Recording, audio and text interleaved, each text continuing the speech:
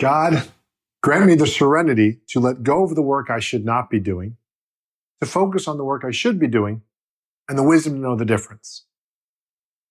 Maybe you're familiar with this serenity prayer. It goes like this. God, grant me the serenity to accept the things I cannot change, the courage to change the things I can, and the wisdom to know the difference. As entrepreneurs or people who are hoping to perform at high levels, make high levels of income, and work less hours, it's very important for us to invest our resources in the right places. Now, it's often easy for us to determine which resources are being invested horribly. Sometimes, though, it's the subtle things where we're investing our time that are not so helpful. So if you look at the original prayer, God, grant me the serenity to accept the things I cannot change. Of course, in real life, we need to accept things psychologically that won't change, because the alternative is kind of beating our head against the wall over something that's not going to change anyway.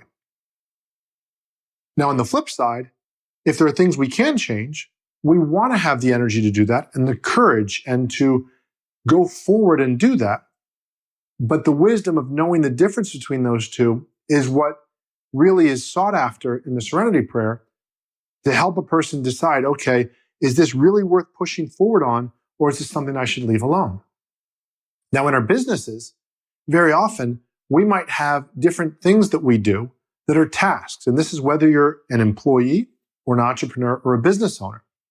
There are certain things that you're probably horrible at, but you already know that, so you've let go of those. Then there might be things that you know you can do, but you hate doing. And maybe, again, if you're an entrepreneur, you delegate those. Or if you're an employee, you do those as late as possible and as seldom as possible. Then there's the things that you're actually pretty good at, and maybe you're comfortable in them. And so there's those things that maybe, okay, I'm going to stay here, I'm going to do this business, or I'm going to do this type of work. And it's not my passion, but you know what? It pays the bills. And then maybe over here is the stuff that I just love. I'm called to do this. It's my work. It's my life work. It's however you want to word that. It lights me up. And so the decision to say, okay, what work do I need to let go of that's really not my work? And what work do I need to be doing and moving towards? Now, in this discussion, of course, we're seeking the wisdom to know the difference. But when we're talking about business or money, there's another variable. What can I afford to do? So if somebody says, well, do you want to give up vanilla ice cream for chocolate ice cream? And they have the same amount of calories and you're not lactose intolerant or whatever it is, then you're fine. But if somebody says, here's this job you have that's secure, or here's this part of your business, Mr. or Miss Entrepreneur or business owner, that you know is steady and has performed for you year after year, and maybe it's not that exciting, but it helps pay the bills and that's necessary. And then over here, there's this new work that you're excited about and jazzed about and want to do. The answer to how quickly and how much you should shift from the old work or the less exciting work or the less fulfilling work to the new work depends on your situation. If you're single, have no kids, no huge financial responsibilities, and don't mind sleeping on somebody else's couch, or you can afford to live at home with your parents, you can go right to that work. And I encourage you to do that because you're probably not going to have a time in your life when it's easier. On the other hand, if you have many financial commitments, I know for me as a father and a husband, the idea of just making huge changes out of nowhere is a lot scarier now than it would have been for me 20 years ago because I have things I have to take care of that I'm committed to. And so for me, it might be more about, as the entrepreneur, because I can choose, investing 2 to 3 days in something that I like. It's still good work, but it's not my just awesome work. But maybe spend a couple days a week doing that and then slowly start investing time over here, knowing that I might not make money at this yet. It might take a while for this to catch fire.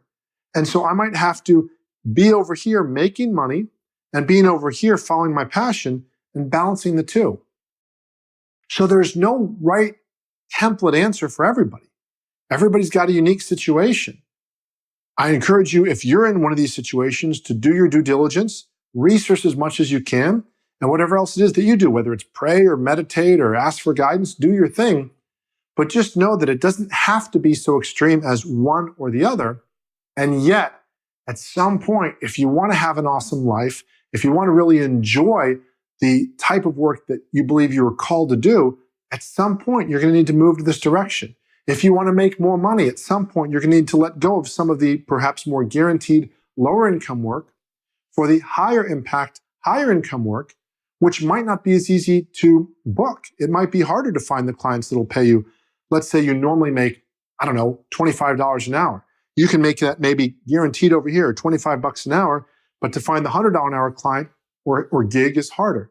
Or maybe you make $100 an hour over here and you're used to that, but to find the $500 client is harder. And it might be a mix of the two. So try not to force things, but consider that if you can have a sense of where you're going, and if you can plan things out and manage your game plan, and if you can, again, reach your level of income that you need, then create the lifestyle of working the number of days you want, and then find the time as you make the same amount of money over here with your steadier work in less days. Some of that time you can give to your lifestyle and take time off. And some of that time, if it used to take you 5 days to do this work, you get down to 4 days, maybe you take your Fridays off. You get down to 3 days, now you can put 1 day over here and start investing in your project that you love. Maybe you get this down to 2 days, and maybe it's just a little bit of this. It kind of all depends.